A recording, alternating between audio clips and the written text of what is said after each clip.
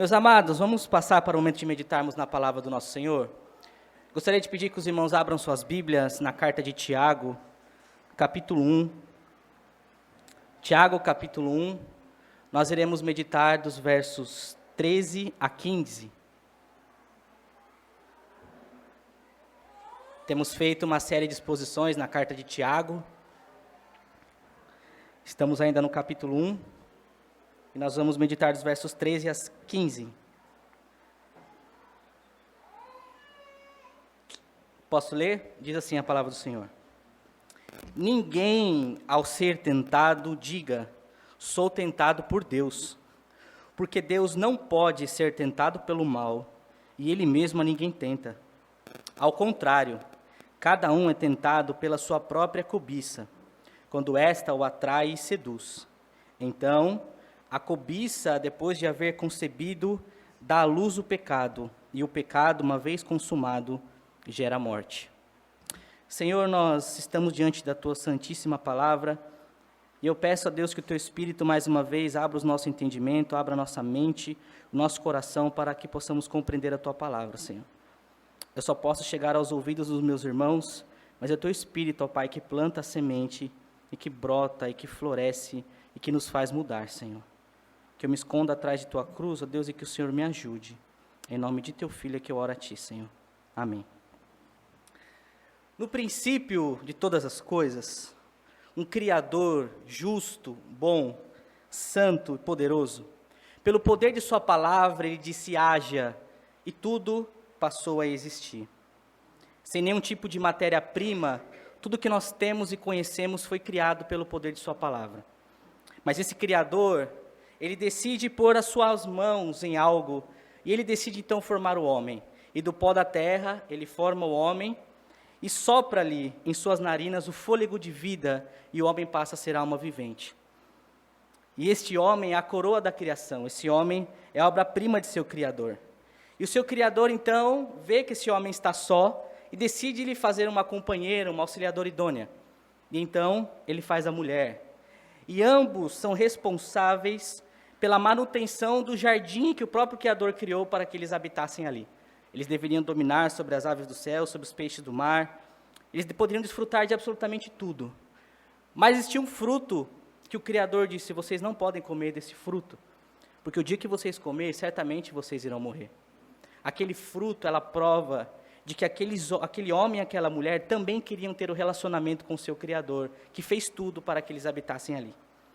Mas a mulher, em certa ocasião, foi enganada pela serpente, ela foi tentada, e ela percebe que a árvore era boa para os olhos, agradável para se comer e desejável para o entendimento, e então ela cai, toma do fruto, come e dá ao seu marido. E o Criador, ao conversar com esse casal, chega no fim da tarde, e se vira ao homem e diz, o que foi que você fez? E o homem se vira ao Criador e ele diz assim, foi a mulher que tu me destes. O Criador se vira à mulher e diz, o que foi que você fez? E a mulher se vira a ele e diz, foi a serpente que me enganou e eu comi. Meus amados, o início da humanidade, desde que o mundo é mundo, onde houve a queda do primeiro casal, a nossa natureza, a humanidade, está marcada pela transferência de responsabilidade. Se tem algo que eu e você sabemos fazer nessa vida, é achar um outro culpado para os nossos deslizes, achar um outro culpado para os nossos pecados e para os nossos erros. É a primeira coisa que acontece. Quando Deus chega a Adão, Adão se vira a Deus e diz assim, foi a mulher, e a mulher que tu me destes. Na fala de Adão, no fim das contas, o grande culpado de sua queda é o próprio Deus. Porque se Deus não tivesse feito Eva, Adão não teria pecado. Aliás, se Deus não tivesse nem colocado aquela árvore, por que Adão precisaria pecar? No fim das contas, o grande culpado da queda do homem é o próprio Deus. E veja que isso está marcado bem no começo da humanidade. E é interessante que isso nos marca até hoje. Nós, por diversas vezes, somos as vítimas e colocamos Deus, o Criador, no banco dos réus. Tiago, meus irmãos, nós temos estudado Tiago, e Tiago tem trabalhado no seu capítulo 1 sobre as provações, sobre as dificuldades, sobre as coisas que nos advêm. E nós já vimos que ele está nos ajudando a lidar como reagimos às dificuldades, como nós reagimos às provações da vida. E já vimos que temos que passar com alegria, que temos que pedir sabedoria de Deus para passarmos por esses momentos. E quando as provações nos alcançam, quando as dificuldades sobrevêm sobre nós, nós temos duas saídas. Uma delas é aquilo que já estudamos, que é a ideia de nós sermos aprovados em Deus, perseverarmos, enfrentarmos as dificuldades com alegria, olhando para o além da dificuldade, mas nós podemos, ao nos depararmos com alguma situação, nós cairmos na tentação, nós caímos no erro e caímos no pecado. E a pergunta, então, que vai ressoar todo o sermão de hoje é: quem é o culpado das nossas tentações? Nós podemos rapidamente terceirizarmos a nossa culpa e nós vemos que existe um culpado na história para a nossa queda, para a nossa fraqueza, e Tiago vai lidar exatamente com isso. E nós, por diversas vezes, diante das dificuldades, diante das provações, dos problemas que nos advêm, nós, inconscientemente ou conscientemente, culpamos a Deus. Porque a nossa lógica é mais ou menos assim: bom, as dificuldades estão sobre mim, Deus me enviou essas provações aqui, e então, diante das dificuldades, talvez do desemprego, talvez de uma fome, talvez de uma doença, enfim, seja qual for a dificuldade que você esteja passando, Deus te mandou essa dificuldade, se você não resiste, se você cai, se você peca, no fim das contas, quem te enviou essa dificuldade foi Deus. E parece que a dificuldade que você está passando, ela se mostrou um impulso para o seu pecado. A sua dificuldade é como se fosse um gatilho para você pecar, para você cair. É como se Deus estivesse te empurrando para o pecado. Como se Deus estivesse o levando para cair. É como se Deus enviasse as dificuldades para nós. E Ele é o culpado primário de nós cairmos. Porque se Ele não tivesse passado a dificuldade, se eu não tivesse desempregado, se eu não tivesse com doença, se eu não tivesse com esse tipo de situação, se eu não tivesse batido o carro, se eu não tivesse tido tal e tal situação, eu não teria feito o que eu fiz. E a nossa tendência de terceirizarmos a culpa é muito relevante para nós hoje, porque, de fato, nós vivemos em uma sociedade onde ninguém mais assume a culpa de nada. Alguns exemplos claros que os irmãos conhecem, que provavelmente já passaram por isso. Na semana passada nós falamos sobre o público que sofre, que são os ricos e os pobres. Tiago lidou com eles no verso anterior. Seja você rico, seja você pobre, você passa por dificuldade. E nós falamos um pouco porque às vezes os pobres vão dizer assim: eu não tive condições. Se eu não tenho condições hoje, se eu não tenho recursos hoje, a culpa é do sistema. A culpa é do sistema capitalista, opressor, patriarcal e machista. Eles são os culpados de eu não ter condições. Sempre existe um terceiro, sempre existe a culpa do outro. Talvez você já passou por algum tipo de situação, onde você emprestou algo para alguém, talvez um livro, e esse alguém não te devolve o livro. Sabe quem é o culpado? Você. Você é o culpado, porque você esqueceu de cobrar ele que o livro é seu. Ele passa lá, ninguém tem livro meu aqui não, né, irmãos? Eu acho que não é indireta não, fique em paz.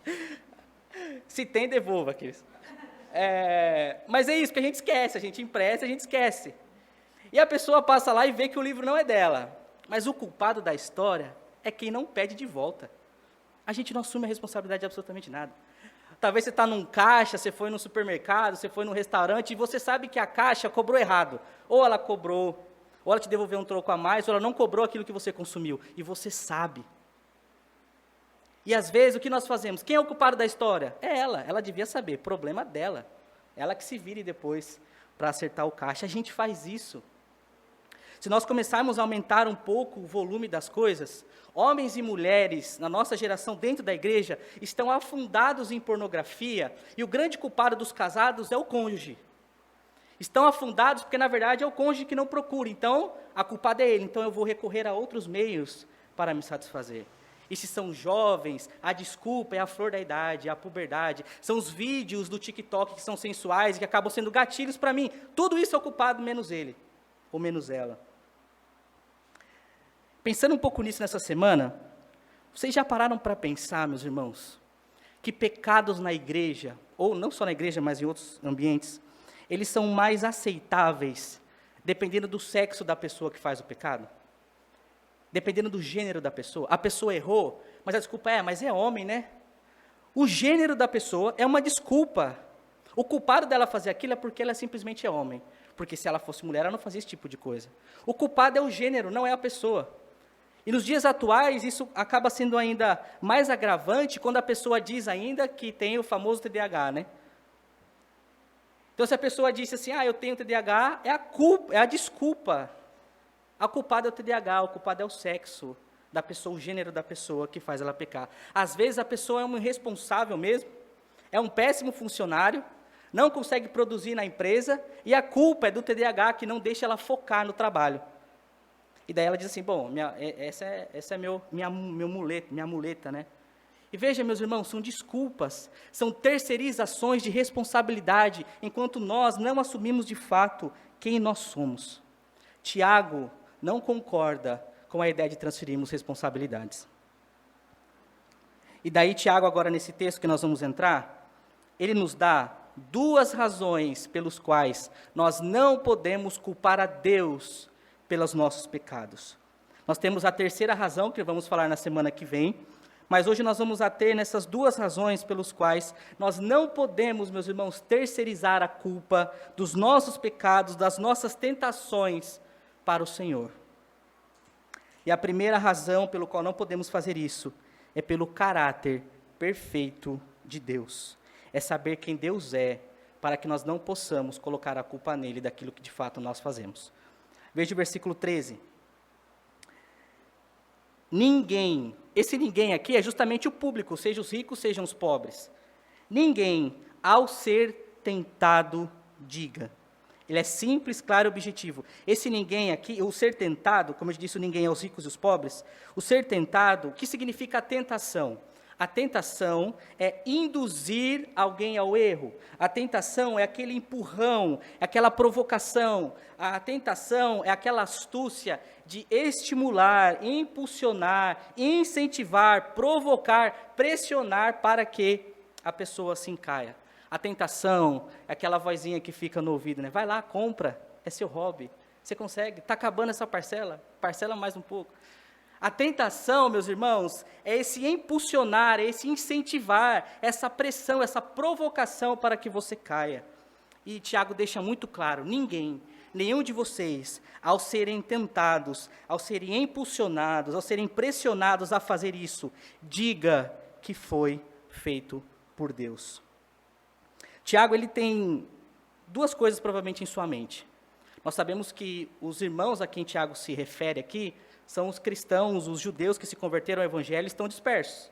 Então, Tiago, ele tem 2 provavelmente coisas em sua mente quando ele escreve isso, depois de falar dos ricos e dos pobres. Existia aquele público que talvez já estava pensando nisso, porque eles estavam sofrendo, passando por perseguição, eles estavam sofrendo, e de fato não é aquele sofrimento de perseguição como nós, quando as pessoas não gostam de nós, elas simplesmente deixam de seguir no Instagram. Eles estavam morrendo, perdendo seus bens, indo para as arenas, sendo comidos por leões. Essas eram as provações e as dificuldades que aqueles irmãos estavam passando. E possivelmente, alguns deles estavam pensando, Deus é o culpado disso. Porque você vê claramente eles fugindo por conta da perseguição. A carta de Hebreus é justamente esse reforço, a não retrocedam, não voltem, não abandonem o Cristo. E Tiago está dizendo, ao vocês serem tentados a voltar, a retroceder, a caírem no erro, a fazerem conchavos, a ganhar o seu por fora, a fazer alguma falcatrua, não diga que isso provém de Deus. Ou talvez, Tiago esteja fazendo aqui, dando um conselho preventivo para aqueles irmãos. Nem ouse, como uma vacina, nem ouse passar pela cabeça de vocês, de que quando vocês são tentados por Deus. O fato é que nós somos tentados, o fato é que o mal existe, e ao mesmo tempo, Deus é soberano. Essa é uma grande realidade que nós precisamos observar. Existe um conflito, uma tensão no ar entre a responsabilidade do homem na tentação e a soberania de Deus, é óbvio que há, mas é algo que nós não conseguimos compreender na sua plenitude, meus irmãos. Nós já falamos aqui em Tiago já vai nos dizer, nos deu conselhos sobre nos alegrarmos na dificuldade. Para nós a conta não fecha, como se alegra na tristeza, como se alegra na dificuldade, na provação. Tiago disse para nós nos gloriarmos na nossa insignificância. São coisas que para a gente as coisas não fecham. E a responsabilidade humana e a soberania de Deus são duas verdades que caminham juntas, uma do lado da outra. Deus usa e Deus é soberano e nada foge do seu controle, assim como o homem é totalmente responsável pelas suas atitudes e pelas suas ações aqui na terra. Se tem um livro que eu posso sugerir para os irmãos lerem, que vai ser muito melhor de tudo aquilo que eu posso argumentar para os irmãos sobre esse assunto, o problema do mal e tal, Inteligência Humilhada, de Jonas Madureira. É um livro que vai tratar muito profundamente esse tema e vai ajudar os irmãos. Mas ao mesmo tempo que Deus é soberano, nós precisamos crer nessa doutrina, o homem é responsável. Não estou falando de salvação, estou falando de vida cotidiana, da nossa caminhada cristã aqui. E os homens são responsáveis pelas suas ações. Não podemos culpar a Deus pelas nossas tentações. Antes da fundação do mundo, Deus já havia decretado a história. Em Salmo 139 vai dizer que todos os nossos dias já estão escritos no livro da vida. Deus não fica apagando e escrevendo de novo a nossa história. Tudo está decretado, mas ao mesmo tempo o homem é responsável pelas suas ações. Já existia, antes da fundação do mundo, o grande traidor de Cristo, o filho da perdição que era Judas. Mas Judas nunca vai poder chegar diante de Deus e dizer assim: eu não quis trair o Senhor. Eu não estava em posse de todas as minhas faculdades mentais. Judas quis trair. Judas desejou. Judas foi o agente ativo que caiu na tentação e entregou o nosso Cristo. Ou seja, a soberania de Deus e a responsabilidade humana, elas andam juntas. O que Tiago quer deixar muito claro para nós é que nós não podemos nos esconder atrás da soberania de Deus. Se Deus é soberano e eu peco, o culpado é Deus. Eu caí, eu peguei do fruto, eu tomei, eu pequei, quem é o culpado? É Deus que me deu a Eva, é Deus que me deu a mulher. E Tiago vai dizer que nós não podemos fazer isso, e no verso 13 ele vai explicar o porquê. Veja o verso 13 ainda.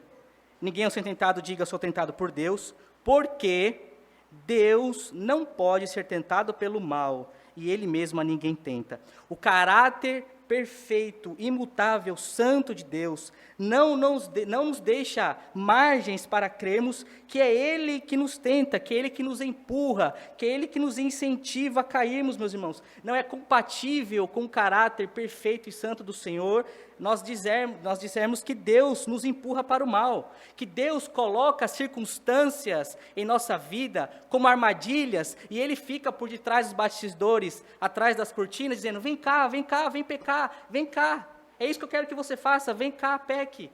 Deus não funciona assim pelo seu caráter perfeito, santo e justo. João vai dizer que em Deus não há treva alguma, Ele é totalmente separado do mal. Não há como nós colocarmos Deus nos bancos dos réus.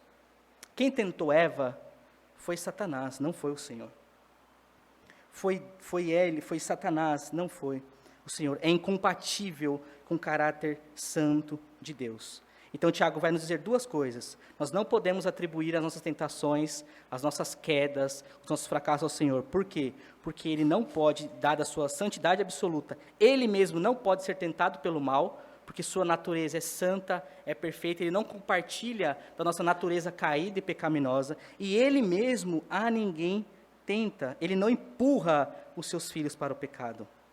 Deus não faz isso, meus irmãos. Na verdade, Deus nos dá escapes e portas para fugirmos das tentações. Eu gostaria de pedir que os irmãos abram suas Bíblias em 1 Coríntios, capítulo 10, que é um texto muito importante. 1 Coríntios, capítulo 10, verso 13.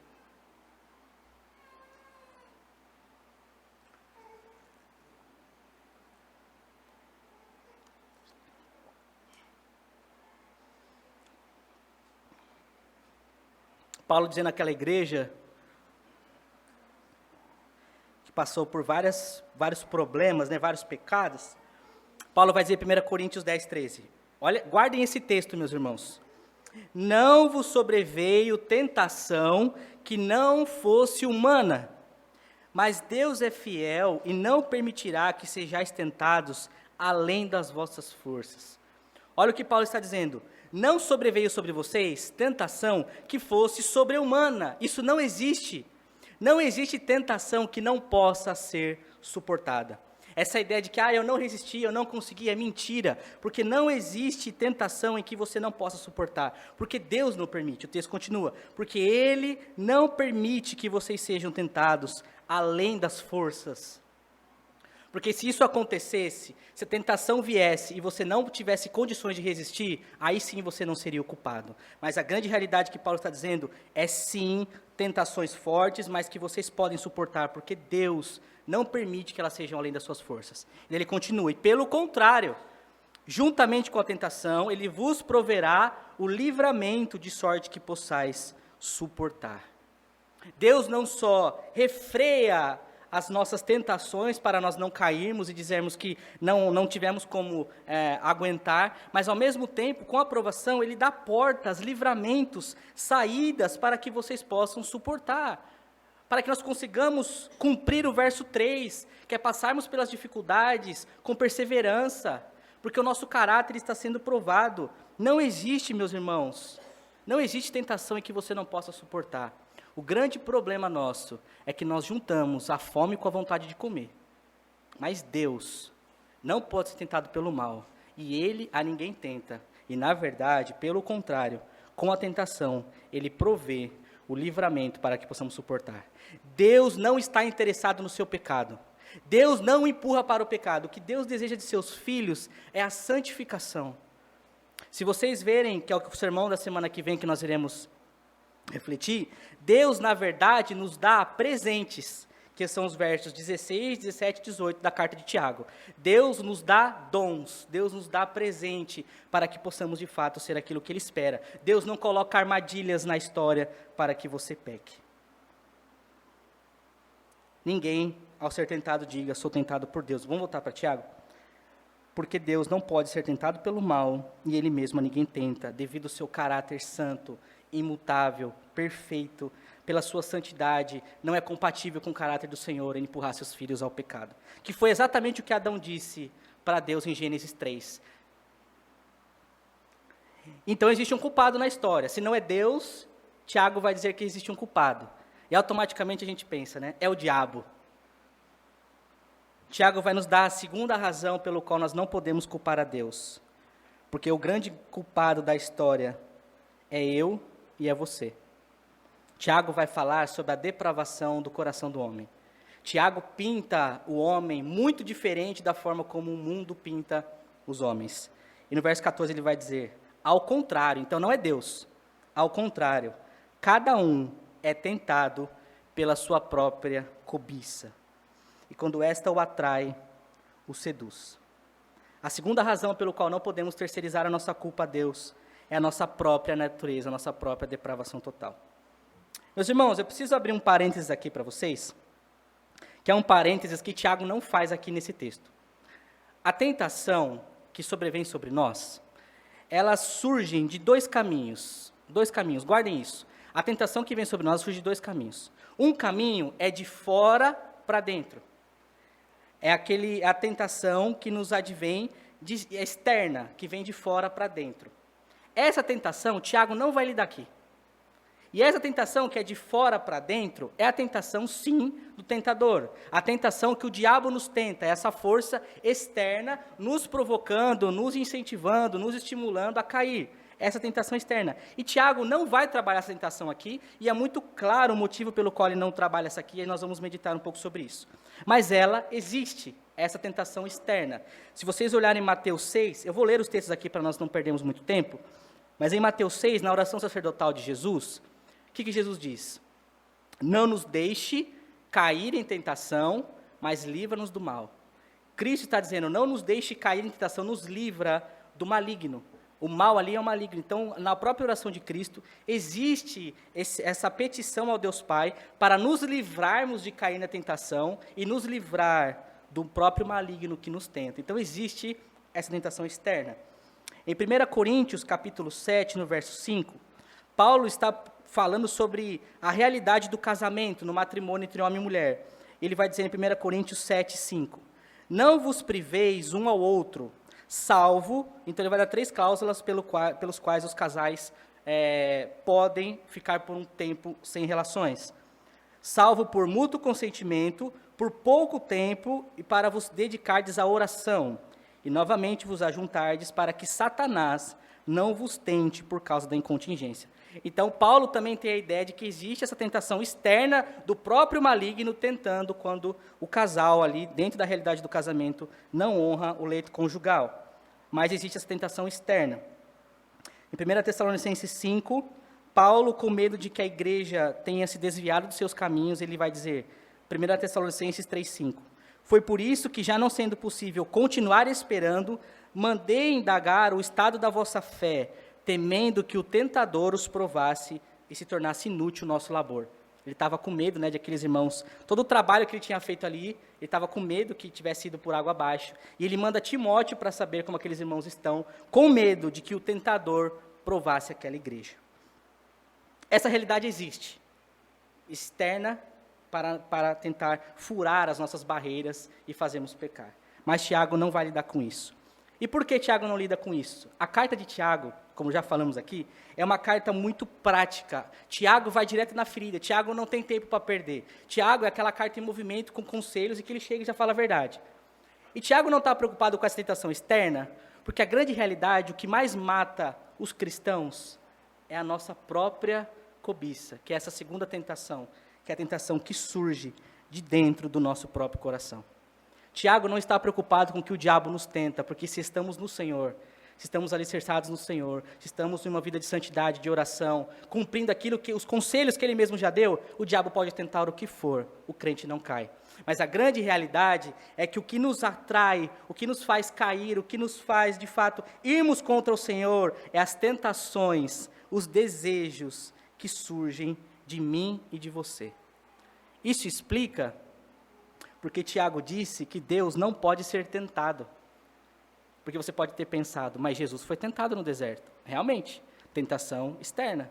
Tiago não está preocupado com isso. O Cristo não pode ser tentado como nós somos, porque ele não herda a nossa natureza. É por isso que ele não pode ser tentado. Mas nós somos o tempo todo tentados pela nossa própria cobiça. Nós somos enganados por nós mesmos o tempo todo.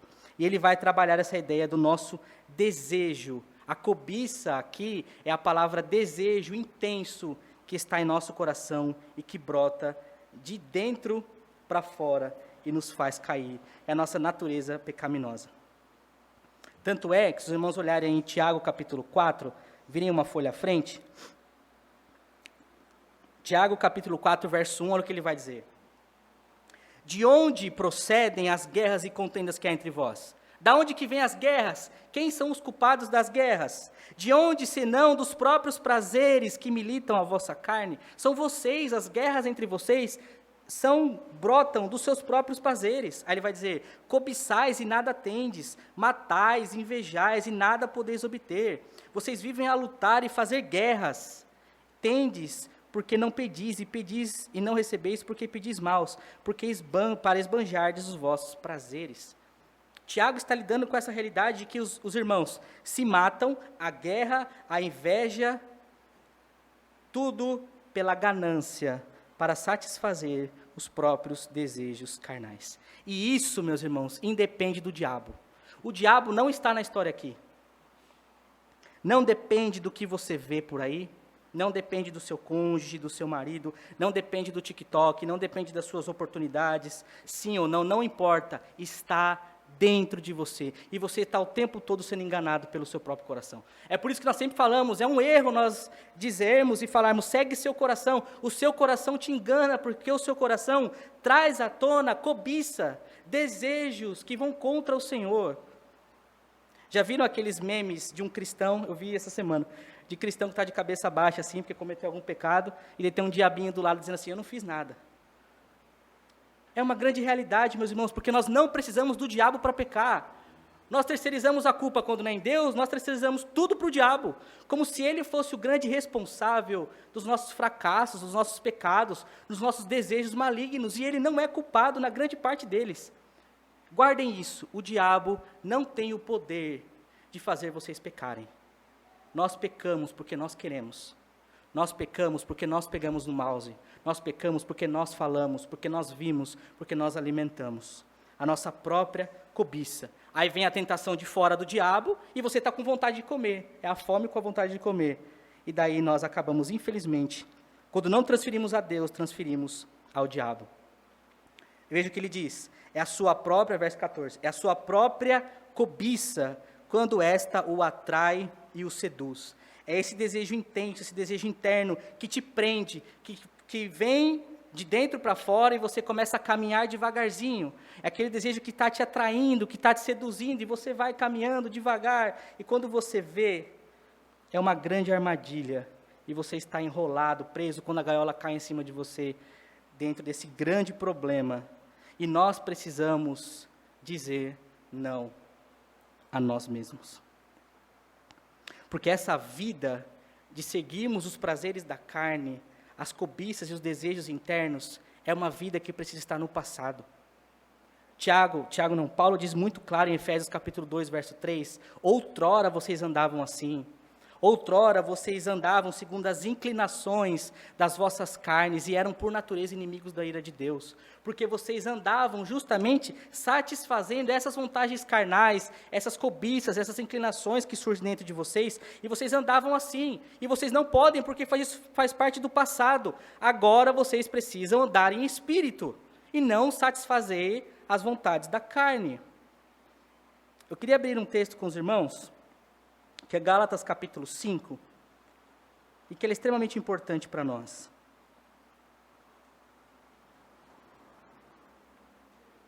Gálatas, capítulo 5, Paulo dizendo àquela igreja, ao que nós esquecemos.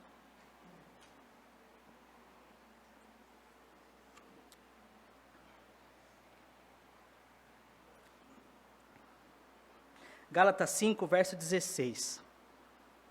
Paulo diz assim, digo, porém, andai no Espírito, e jamais satisfareis a concupiscência da carne. Que é justamente o que o Tiago está dizendo.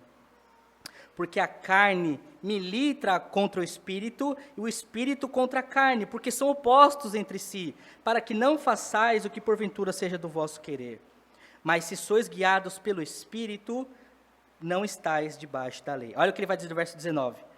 Ora, as obras da carne, então ele vai dar o exemplo do que é essa cobiça, as coisas que surgem do nosso coração, a nossa concupiscência, as nossas inclinações carnais.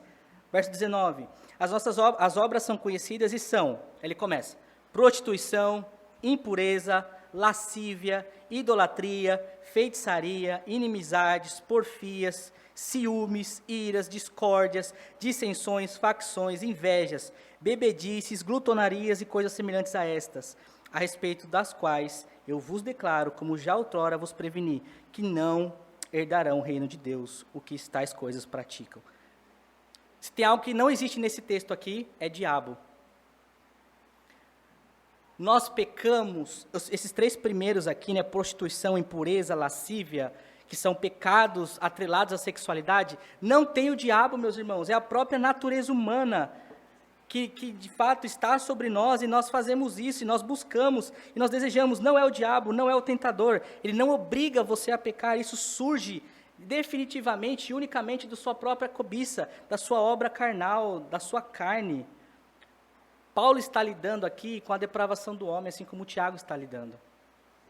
Então veja que os problemas na igreja, de área de sexualidade, inimizades entre os irmãos, porfias, ciúmes que existem entre a igreja, iras, discórdias, as facções que são as guerras, os problemas, as invejas que você tem do seu irmão, da esposa do seu irmão, do terreno do seu irmão, do carro do seu irmão, da sua irmã, que seja, da vida do seu irmão, tudo isso não é o diabo, surge do seu coração, assim como do meu.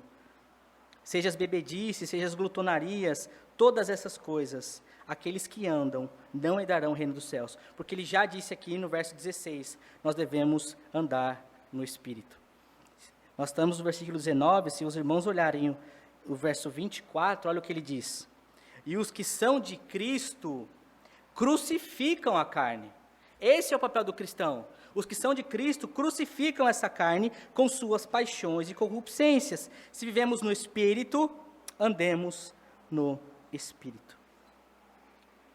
Nós só vamos compreender a nossa queda, os nossos problemas, quando nós pararmos de transferirmos a responsabilidade e assumirmos que nós somos os grandes culpados da história.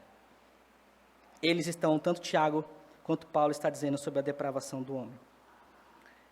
A nossa queda afetou, meus irmãos, todas, absolutamente todas, as nossas faculdades. O nosso intelecto foi completamente afetado pelo pecado. Os homens creem em coisas absurdas, em coisas abstratas e coisas que não fazem o menor sentido. Foi totalmente corrompido o nosso intelecto. As nossas emoções foram completamente afetadas pelo pecado, ao passo que crentes se alegram e têm emoções felizes com desgraça, com coisa ruim. Gostam de ver coisas terríveis acontecendo e se alegram e desejam e acham legal isso. Emoções completamente fora do que a palavra do Senhor diz que nós devemos sentir.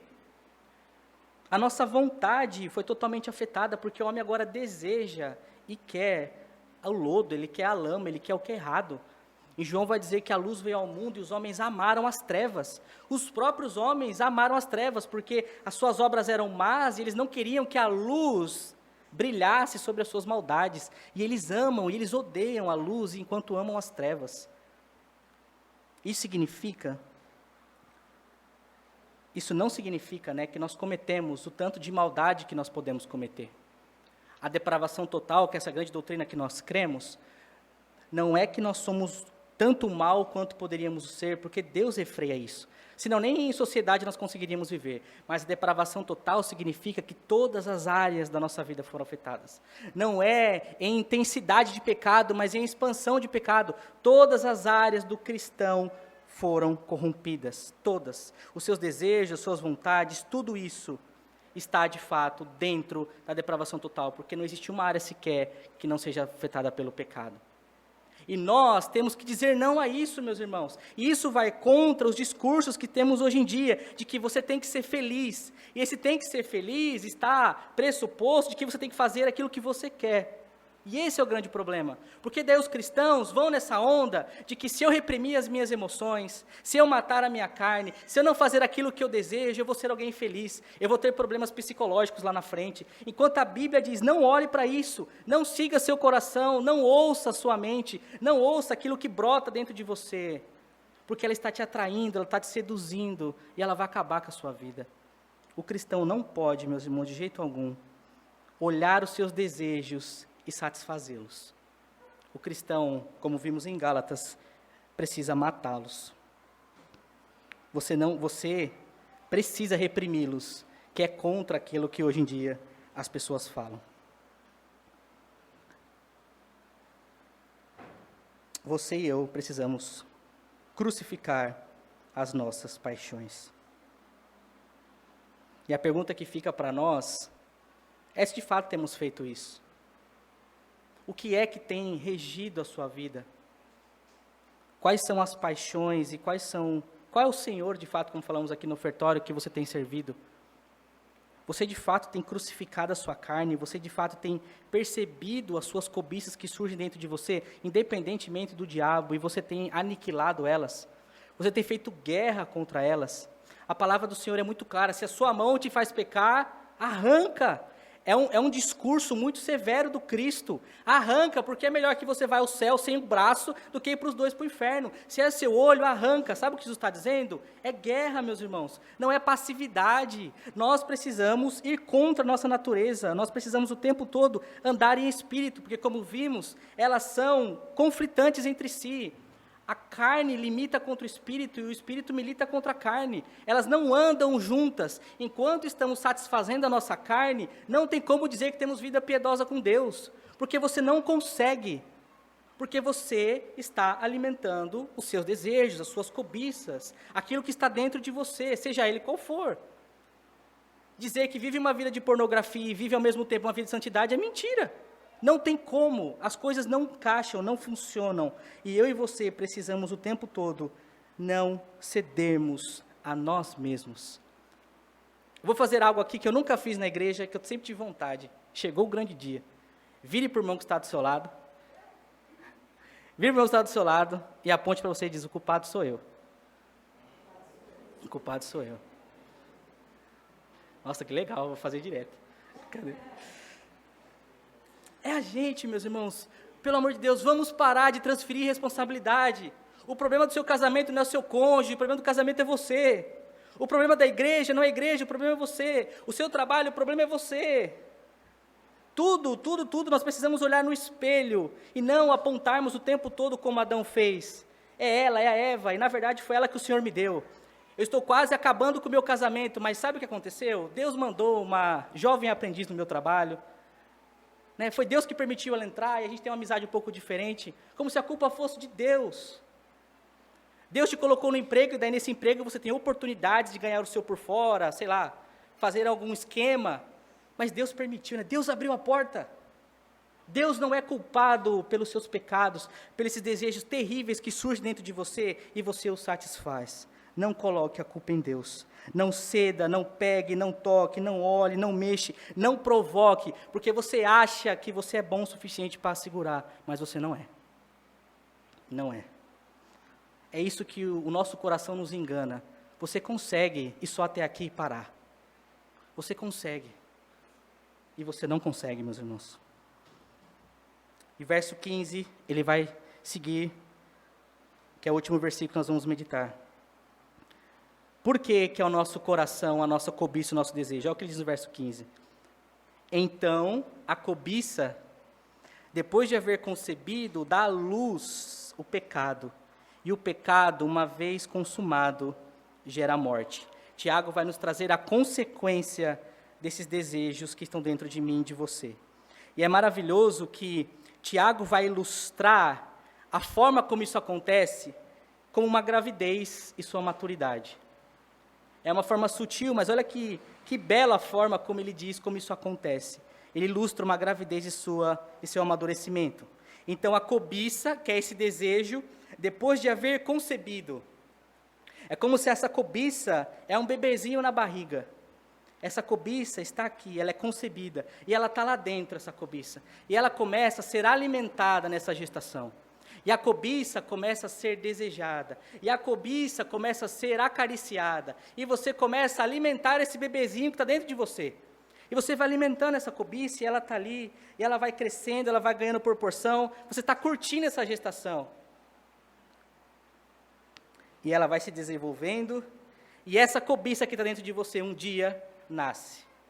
E esse bebê tem um nome, e esse nome é o pecado. Eva fez a mesma coisa. Ela desejou, ela viu que era bom para os olhos, bom para o entendimento, ela desejou, ela cobiçou, e depois você tem o nascimento. Depois da concepção, você nasce, que é o que ele diz aqui, dá luz.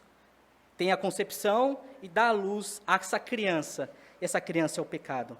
Essa cobiça que eu e você alimentamos como uma gestação, e que a gente vai alimentando e vai cuidando, dificilmente fica só no campo abstrato, dificilmente fica só no campo dos desejos e da mente. Um dia você vai querer pegar isso, um dia você vai querer consumar isso, e um dia esse pecado nasce de fato nas nossas vidas, quando nós de fato estamos ali o alimentando. E ele nasce, esse bebê que chamado pecado nasce, e sabe o que ele faz? Ele nasce e ele cresce, e quando ele cresce ele se vira contra você e te mata. Essa é a sequência que Tiago está nos dizendo. Ele amadurece, ele cresce e ele te leva à morte. Esse filho que você cuidou, que você gerou, ele se vira contra você e te mata. E aqui Tiago pode ter em sua mente tanto a morte física quanto a morte espiritual. Por meio de um só homem entrou a morte no mundo pelo pecado de Adão.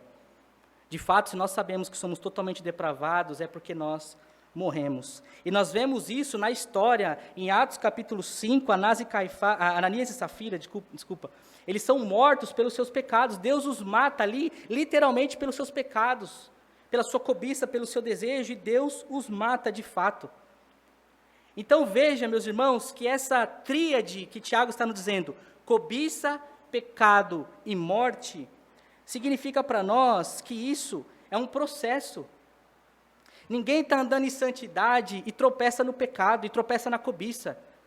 É uma gestação, é uma alimentação. Existe um desejo que vai crescendo dentro de mim, dentro de você. O nosso pecado, que é o fruto dessa gestação, é um processo. Em alguns momentos ele é mais longo, outros momentos ele é mais curto, mas é um processo.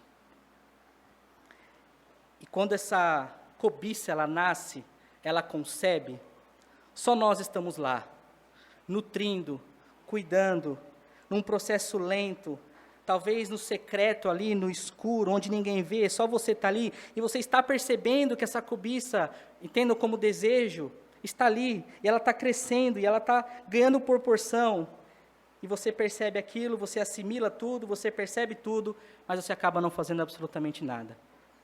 E um dia, esse bebê nasce. A grande lição que nós temos nesse processo que Tiago está nos dizendo, que eu quero muito que os irmãos entendam nisso, eu estou finalizando. Isso significa, meus irmãos, que o pecado precisa ser matado no berço. O pecado precisa ser matado no berço. Não deixe que seu desejo cresça, não deixe que ele se desenvolva. Se é um processo e está dentro de você, você precisa matar os seus desejos. Não há conchavos, não há meios, você precisa matar no berço e matar rápido, porque essa criança que é bonitinha agora, que está só na sua mente agora, um dia ela vai te levar e pode te levar para o inferno. Corta pela raiz, mata no berço, não deixe que o pecado te domine. Lute, faça algo, como eu disse, arranque a mão, jogue o computador fora, pare de falar com fulano, com ciclano, tire todos os meios que te ajudam a, de fato, você conceber essa cobiça, esse desejo em seu coração. Nós brincamos com Deus porque achamos que somos fortes, mas ela vai te matar primeiro. E é guerra, meus irmãos. Nós precisamos parar de sermos passivos com os nossos pecados. Os irmãos foram na minha casa, no último Ir em Casa que teve, né, a grande maioria dos irmãos foram na minha casa e viram o que aconteceu lá em casa, né? Na parte de fundo da minha casa, eu tenho um forro de gesso lá, que ele veio para o chão, né? E eu preparando o sermão e olhando para aquele telhado, né? Eu falei, nossa, é exatamente isso. Os irmãos viram lá que caiu. E por que caiu, meus irmãos? Goteira. Eu tenho um forro de gesso, né? O PU lá do Rufo venceu, já faz 5 anos que está lá. Toda vez que chovia, goteira em casa. Aí eu chamava a minha esposa, né? Chamava, olha amor, tá pingando aqui, acho que vai cair esse gesso. A gente sabe que vai cair. Gesso e água não funciona, a gente sabe que vai cair. E quanto mais chovia, quanto mais ia passando o tempo, mais aumentava a goteira. As últimas vezes, antes de cair, parecia um chuveiro realmente. Eu falava, nossa, isso aqui vai cair, né? E não faz absolutamente nada. Está ali, está crescendo, está ganhando proporção, vai vir por água abaixo, o telhado vai cair mesmo. E nós não fazemos absolutamente nada. Aí um dia, nós estávamos lá, lindos e belos, e pá, aquele barulho, caiu tudo. Sabe, olha, caiu o telhado. Graças a Deus, que Deus foi tão misericordioso, que nossos filhos não estavam brincando ali. Mas quem é o responsável? Eu. Quem é o culpado? Eu. E quando caiu, eu falei, nossa, eu vou ligar para os caras que instalaram o Rufo aqui, porque eles não vedaram direito. Faz 5 anos que o negócio está lá. Querendo já transferir a culpa, já ligar, brigar com os caras, né? Na hora que caiu a primeira gota, goteira no telhado de gesso, vai cair. E a gente não faz nada, meus irmãos, é assim o pecado, nós somos passivos. Nós esperamos o telhado vir abaixo, ele vai vir. Um dia ele vem. Não tem como, porque a consequência, o salário do pecado é a morte. O salário do pecado, da prática, de viver uma vida que não é em santidade, é a morte. Não tem como. Não tem como. Isso significa que nós precisamos agir rápido e agir agora. É zero tolerância, é zero brincadeira, é zero piedade. Nós precisamos ser agressivos com os nossos pecados. E Tiago está lidando com isso. Esqueça o diabo, deixa o diabo lá. O diabo nos tenta, mas se você está firme no Senhor, nada acontece. O grande problema é que às vezes o diabo nem está lá, perto de você. E você está aqui desejando e buscando isso, e achando que isso não vai te levar a lugar nenhum. Pare com essa de que é só amizade. Você precisa olhar o seu telhado. Casamentos não acabam de um dia para a noite, é goteira. Relacionamentos não acabam de um dia para a noite, é goteira. Tudo nos dá sinais de que as coisas não estão bem, mas nós precisamos reagir aos nossos pecados. Para finalizar, meus irmãos, John Piper, ele diz algo no seu livro, Deus é o Evangelho, no capítulo 7, e ele vai trabalhar um pouco dessa nossa brutalidade em lutar contra o nosso pecado, contra a nossa própria cobiça. E eu quero ler aqui, com os irmãos, aquilo que ele fala no livro, que já me ajudou muito, em muitas vezes. John Piper diz assim, Muitos crentes pensam que lutam contra a tentação quando oram por livramento e esperam que o desejo desapareça. Isso é muito passivo. Arrancar os olhos talvez seja uma metáfora, mas expressa exatamente uma atitude violenta. O cérebro é um músculo e que devemos exercitar em busca da pureza. E o cérebro do crente ele é fortalecido pelo poder do Espírito. Isso significa que não devemos dar mais do que 5 segundos a uma imagem ou a um impulso sexual, que é o que ele está dizendo aqui no texto, antes de lançarmos um contra-ataque violento em nossa mente. É isso mesmo, 5 segundos. Nos 2 primeiros segundos você diz, não, saia da minha mente. E nos próximos você clama a Deus, ó Deus, em nome de Jesus, ajude-me, livra-me, eu sou teu. E automaticamente você precisa lançar em sua mente uma contraproposta, uma contra-imagem do nosso Cristo crucificado, que exalta o Cristo cativo a sua alma. Ele diz, lute, empurre, ataque, não diminua o empenho. Tem de ser uma imagem poderosa o suficiente em que as outras não sobreviverão diante dela. Existem muitos pensamentos e imagens que destroem concupiscências. O que ele está nos dizendo é que nós temos 5 segundos para contra-atacarmos. Quando vem uma imagem em sua mente, quando vem algo em sua mente, você tem 5 segundos para imaginar o Cristo crucificado, para que você possa exercitar a sua mente, para que você automaticamente aniquile isso, para que esse desejo não conceba. Nós temos 5 segundos para contra-atacarmos. E ele dá um exemplo aqui, que eu quero que os irmãos também pensem nisso.